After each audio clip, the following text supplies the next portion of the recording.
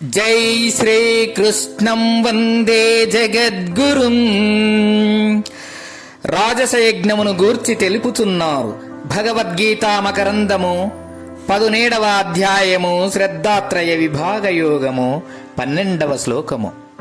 అభిసంధాయతు ఫలం దంబార్ధమపి చైవయత్ ఇజ్యతే భరత శ్రేష్ఠతం యజ్ఞం విద్ధి రాజసం.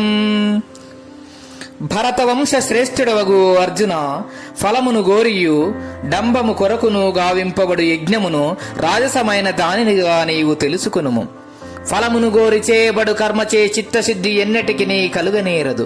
చిత్తము శుద్ధము కానిచో ఆత్మతత్వము ప్రకాశింపదు, అనుభూతము కాదు. కావున అట్టి ఫలాభిసంధియుక్తమగు కర్మ ఇచట రాజసమని, కావుననే త్యాజ్యమని చెప్పబడినది.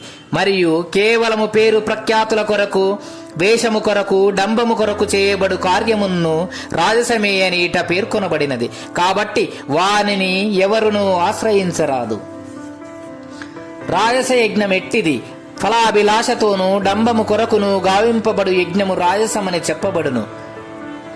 భగవద్గీత మకరందము. జై శ్రీకృష్ణం వందే జగద్గురుం. గీతాచార్యులు.